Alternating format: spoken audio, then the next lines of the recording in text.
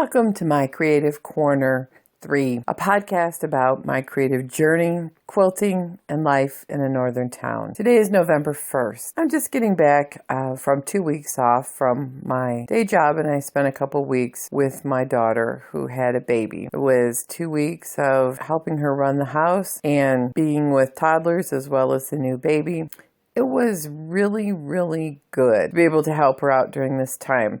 I will say that I'm pretty tired. Working is pretty sedentary for me as I sit at a desk most days. And so being active with toddlers and taking care of all the business that needs to be done felt like I was getting myself whipped into shape, eating healthy, and really just slowing down and finding out what kinds of things are super important in life. You might not know, but I do watch a lot of TV, especially having it in the background. I went without television for 2 whole weeks. I did go with a little bit of football on my tablet, watched a few Netflix programs after the kids went to bed. I've been catching up on old X-Files programs from the 1990s. Got myself completely scared. I don't do well with those. So with the Halloween weekend and all the horror movies, no, that is not my thing. I was able to think about what I wanted to do with my quilting when I got home. But what kinds of things did I do while I was there creatively? I knit. I told you last year I did 12 packages of the month programs with a local quilt yarn shop. It was a quilt and yarn shop. And I got a lot of really great yarns. Some of them, though, you get 1 or 2 skeins for the price of the package, and it isn't quite enough to make a program or a project. So I've been working on a scarf, but it was on straight needles. And since I was flying home, I wanted a project on circular needles. So I started a shawl with a black bamboo pop. But I didn't like the pattern that came with the kit, and it had variegated yarns to add to the black. Well, while I was there, my husband drives in the city. So we went to a very upscale yarn shop, and I bought some teal ombre effect yarns, and I'm going to add that to the shawl, which will be the bottom will be black with dark teal blending up to a light teal. And if it's not big enough for my purposes, I will order 1 skein of the bamboo pop and put black on top. There'll be a photo in the show notes for episode number 4. Then I am still working on the self-striping sock yarn scarf, which is nearing the end of its project. Then I will be back where I am at square one. I'll have to sort through the kits and look through what's in there to figure out what I want to do next. Before I left on this vacation, I kind of had a swipe of the slate, and it's all clean. I finished up all my quilting projects, everything at work was caught up, so that when I returned, everything, including my house, was fresh, clean, and ready to go. Well, my problem is now I can't really figure out what I want to do for a quilting project. So I attempted to start one yesterday. I got my 60-degree triangle. I had a pattern for making bordered 60-degree triangles and then interlocking the triangles. Really didn't like the process. Don't like the stretchy borders. And that's like wanted to use my Tula Pink stash on that, and that was what was used in the photo. And it really didn't serve the purpose of trying to preserve some of the large prints, and I didn't want to deal with these borders that keep waving in the wind on me. So I'm going to try that a different time on a different project. I've been looking around the internet, and I'm finding some really nice quilt patterns out there with interlocking blocks.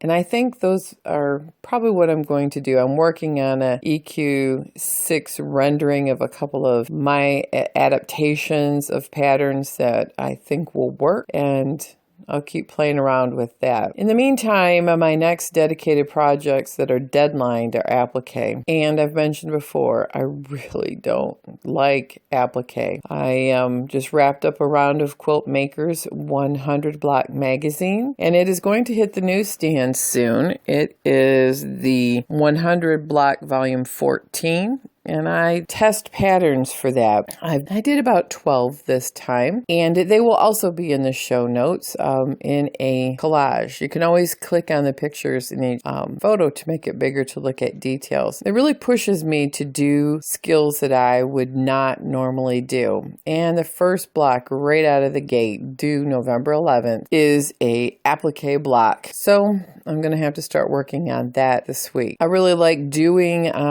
these patterns because it forces me to read patterns, check for mistakes, be detail oriented, and then at the end of it, I get a thank you bundle from Quilt Maker magazine, including 2 magazines and usually some fabric to go in my stash to help replace the fabrics that I use in doing their block. And I was not disappointed again this time. It's a fat quarter stack of blues, and I think that that'll make a lovely quilt. So when I start going through all of my stuff, I'm realizing I'm wrapping up my long arming projects for the holidays, and I have some non-deadlined quilts, and that's great because now I can kind of relax and work on things at my own pace and maybe add in a quilt or 2 of mine that's in the queue that need to be quilted. I also belong to a friend group that is quilting related. We really are more of an inspirational group where we meet once a month, and we usually do challenges, and this challenge is a raw edge applique flower with multiple layers. It was in a magazine probably 10 or 15 years ago by Pat Sloan. It's like a raw edge applique rose. You take that rose and then you quarter it and then you remix it up with rose pieces around, and it's a real modern, funky looking block because none of the edges have to line up. Then they're all on a yellow background. It makes a very, very interesting quilt, but I don't like applique. Raw edge scares me that it's going to bunch up because you're not supposed to fuse the pieces down. This is just like makes me break out into cold sweats thinking about how I'm supposed to do this. And the presenter is one of my very good friends, and she goes, "Don't sweat it. It's really easy." Oh, applique is not real easy. I can do paper piecing. I can do a lot of things, but applique it just scares me. So the good news is we only have to make 3 of those blocks. The bad news is I might be doing them 11th hour because those are due for our meeting on the 15th. Mostly what this group is an inspirational group talking about what we're working on, staying inspired, keeping each other accountable to what we said we're going to start. And if it makes a change, it's okay. We try to challenge ourselves in doing projects that not everyone would always do, like some real modern liberated piecing or a collaborative project for charity, or working on things that each person presents that maybe is out of the wheelhouse of other people. The blocks that we take, we usually finish them up. In this case, they're each we'll take our 3 blocks. They will go into a block lottery, and it'll be a winner take all. And then you'll have enough blocks to take home and assemble and make a quilt. It's also a place where you share ideas on what you want to do with your quilting journey, and it's really encouraging. If you have color questions or technique questions, it's a good thing because a lot of those people have extended experience in taking classes and binding, and I've really received a lot of help in making my projects better. When I returned, also, my quilt made it home from MQX Springfield. It hung in the Quilted the Modern Way category. I did not expect any prizes on this quilt. It was Michigan, my Michigan, and I was just happy it got juried in after it was rejected for the QuiltCon show. I thought for sure it would make QuiltCon, but I was just thrilled. I did get my scoring sheet, and I wanted to share that with you. So you just get a number on the scoring sheet for MQX. It is judged this year by Scott Merkin, Elizabeth Spanning, and Carol Brooks. So the scoring sheet is just a very numeric. That's all it is each category. And so I scored the best on, which is numbers out of 10, on top construction and piecing, even distribution of quilting, and starts and stops for all 8. And I got 7s for stitch size length, tension, thread choice, degree of difficulty, creativity and suitability, and overall impressions and degree of difficulty, design and color. What I need to work on, which were 6s, were binding. What did I tell you earlier? Binding. I rebound that quilt twice too, knowing that it wasn't perfect. I gave an overall impression of a 6 and overall execution of the quilting is 6. So this gives me a place to start. Where do I need to improve to impress judges? Where do I need to go to make a quilt more challenging for a quilt show? This is only the second show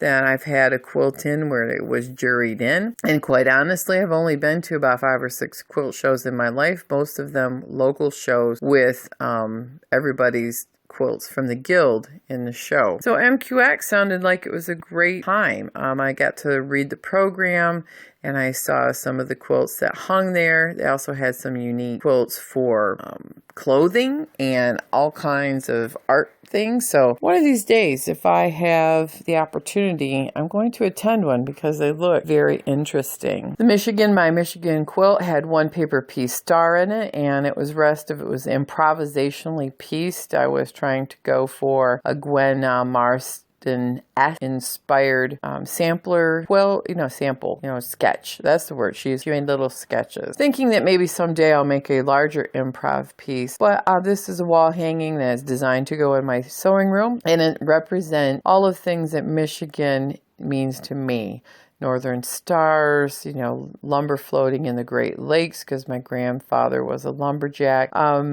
Tourists driving up curvy road, northern lights in the forest. In the middle is about mid-Michigan, where all of the windmills and it had some paper-pieced pinwheels in there, and farm. And so I quilted lots of different agricultural fields. So that's what the whole quilt vibe was about. And I just thought most people who look at it don't get it. They don't get the quilt. They need the story. They need to read it.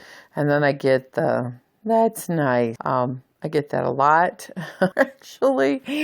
People who don't get why I do a lot of what I do. What are you going to do with it now? I get a lot. This isn't a bed quilt, so what are you going to do with it now? You're making and knitting or doing something, and what are you going to do with it now? Because so many things I do really do have a purpose of usefulness, like bed quilts, throws. Some things are just purely decorative, like this particular wall hanging, and I get a lot of "that's nice," which I understand is an old Southern joke. But saying up here a lot of "that's nice" or "oh, that's fine" is just translated to mean, that I'm being polite, but I totally don't get what you're talking about. Same with when I tell people I do a podcast. There's a lot of people that look at me like, "What is that and why?" So anyway, that's my modern Michigan quilt. Kind of in the heart of traditional quilting land, but I'll be honest, Gwen Marston has had a huge influence in this area for her very long career. So there are more and more people who have always done liberated quilting here, and so that is not a new concept. Trust me, that is not new. Improvisationally pieced things are not new. They're just resurfacing to the mainstream of quilt shops and quilt shows. And I think there's just a larger number of newer quilters out there who don't know what that is. I've read Liberated Quilting when it first came out. I have also have a lot of people in my little quilt group that I talked about who have taken classes from Gwen in her retreat center, and I totally love a lot of the techniques that I need to keep perfecting. So improvisationally pieced things are just going to keep on keeping on in my repertoire of when I have these projects, and they're my long-term babies where I'm trying new things out. I don't have any plans of making another quilt to go into a show for this next year, but sometimes when you least expect it, you put together something that you feel the rest of the world might enjoy seeing. I wanted to talk about the first quilt that I had in a quilt show, and that was a quilt that went to AQS. It was a very highly challenging pieced quilt that I made a design, and it was all paper pieced, and it was solids. It was really a study in going from a complicated center where the blocks had all the pieces out to a more minimalist style. I had done a quilt my aunt wanted me to recreate where it had almost a French braid feel on point in the elongated diamonds of a pattern that turned out to be a tree. And it was a rainbow quilt, and it was done probably in the 1980s. And I love that quilt so much that I recreated it, but instead of in the elongated diamonds, which actually on a paper pieced quilt weren't that hard to do, I thought squaring them up into the trees, and then I arranged the trees in spokes, and then as the quilt went out and out, less and less of the busyness of the block was taken to where it became just more of these interesting 90-degree branches that met together. And I did add some economy blocks in that. It was in pinks and blues, and then they had spatterings of other brightly colored solids for accents, and I quilted it in a Zentangle style, but it was a larger quilting. I guess I didn't realize that you had to do micro quilting to be higher scoring in shows. But again, this particular quilt, I spent a long time on. I created it specifically to try to get into a quilt show, and it did. And, I was really discouraged because it was like lightning in a bottle that year. I had done a lot of things, and I felt that it might have some quilt experience and quilt mojo that was going to take me to other shows. And then after that, everything just fell out the bottom. It was a couple years of dry spell of not exactly knowing what shows we're looking for to make it a new thing. Then I decided, why am I doing that? I should be making quilts that I want to make. And then if I feel that they're of a quality enough that could be shared, then I would do it. And that's really been my approach since. It's about being at the right place at the right time. And that's what's happened with the two quilts I've had that have made shows. And I know people who make quilts specifically for shows may approach it differently, but that's kind of how I approach mine. Well, overall, winter is still a ways away, but we've had a few frosty mornings. The leaves around here are post-peak color, and they're starting to fall. The birds are starting to flock up. The Canadian geese are flying in big V's south, and I always am reminded of a poem or chorale that I heard when my kid was in choir. It was something told the wild geese it was time to fly, because summer sun was on their wings, but winter is in their cry. And it's very much so. You can hear their honking, and it has that reminder that they're leaving. The seagulls from the Great Lakes have all been flocking up and heading south too, as well as the other little birds that migrate. So it leaves us with the deer starting to move around, so I take less country roads to the work commute, and I've been taking main roads. The fog is starting up in the morning, and I'm expecting snow. And so the best thing that ever happened was when I came back from work, I was told I didn't have to do my 2 to 3 day commute over to the lake shore to our other office, and that I'm busy enough in my main office that is only 1.5 miles from home that is my assignment now after my temporary assignment over there 2.5 years ago. I'm thrilled. That means I have time. I come home at lunch, I quilt, I sew, I do laundry. I have hours in the week, less wear and tear in the car, and yahoo! I don't have to drive in blizzards to get to work and burn up vacation time if I can't make it. So, life is very good in that respect. And so I'm going to be able to continue to be closer to home and be able to do all of the creative and crazy things that I wind up doing just because I want to try them or study them and do exercises and colors, exercises improv, or maybe even an exercise in futility, like that equilateral triangle. Not now.